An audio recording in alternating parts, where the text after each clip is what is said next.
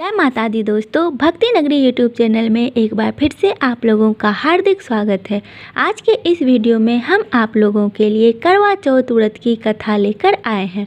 करवा चौथ का व्रत महिलाओं के लिए बहुत खास होता है। इस दिन सुहागिन महिलाएं अपनी पति की लंबी आयु के लिए पूरे दिन निर्जला व्रत रखती हैं। इसके बाद व्रत की कथा पढ़ी जाती है या सुनी जाती है। शाम को चंद्रमा को अर्घ्य देकर व्रत खोला जाता है। करवा चौथ व्रत की कथा इस प्रकार है। बहुत समय पहले की बात है। एक साहूकार के 7 बेटे और उसकी एक बेटी थी। सभी सातों भाई अपनी बहन से बहुत प्यार करते थे, यहाँ तक कि वे पहले उसे खाना खिलाते और बाद में स्वयं खाते थे।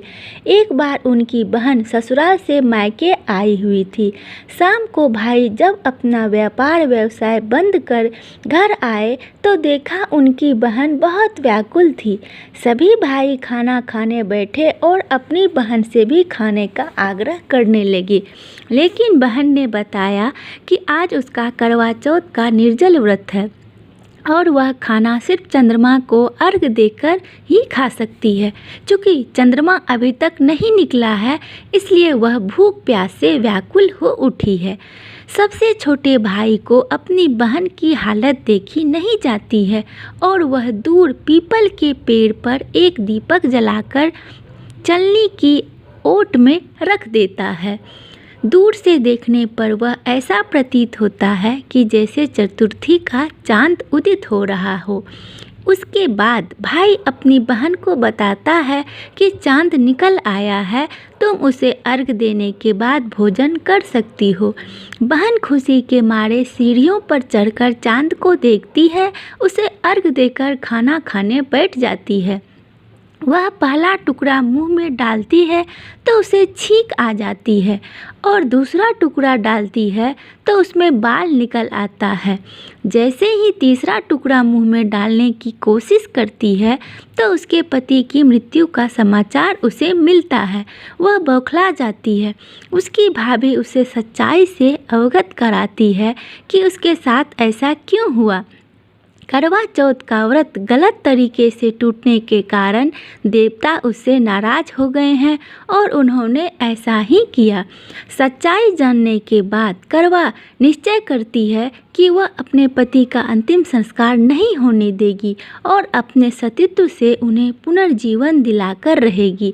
वह पूरे 1 साल तक अपने पति के शव के पास बैठी रहती है, उसकी देखभाल करती है। उसके ऊपर उगने वाली सुईनुमा घास को वह एकत्रित करती जाती है। 1 साल बाद फिर करवा चौथ का दिन आता है। उसकी सभी भाभियाँ करवा चौथ का व्रत रखती है।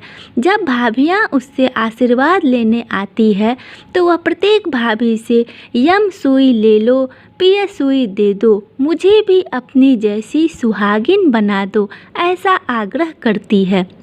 लेकिन हर बार भाभी उसे अगली भाभी से आग्रह करने को कह चली जाती है। इस प्रकार जब 6ठे नंबर की भाभी आती है तो करवा उससे भी यही बात दोहराती है। यह भाभी उसे बताती है कि सबसे छोटे भाई की वजह से उसका व्रत टूटा था, अतः उसकी पत्नी में ही शक्ति है कि वह तुम्हारे पति को दोबारा जीवित कर सकती है। इसलिए जब वह आए तो तुम उसे पकड़ लेना और जब तक वह तुम्हारे पति को जिंदा न कर दे उसे नहीं छोड़ना। ऐसा कहकर वह चली जाती है। सबसे अंत में छोटी भाभी आती है। करवा उनसे भी सुहागिन बनाने का आग्रह करती है, लेकिन वह टाल मटोल करने लगती है। इसे देख करवा उन्हें जोर से पकड़ लेती है और अपने सुहाग को जिंदा करने के लिए कहती है। भाभी उससे छुड़ाने के लिए नोचती है, खसोटती है, लेकिन करवा नहीं छोड़ती है। अंत में उसकी तपस्या को देख भाभी पसीज जाती है और अपनी छोटी अंगुली को चीरकर उसमें से अमृत उसके पति के मुंह में डाल देती है। करवा का पति तुरंत श्री गणेश कहता हुआ उठ बैठता है। इस प्रकार प्रभु कृपा से उसकी छोटी भाभी के माध्यम से करवा को अपना सुहाग वापस मिल जाता है। हे श्री गणेश, हे माँ गौरी, जिस प्रकार करवा को चिर सुहाग का वरदान आपसे मिला है वैसे ही सब सुहागिनों को मिले।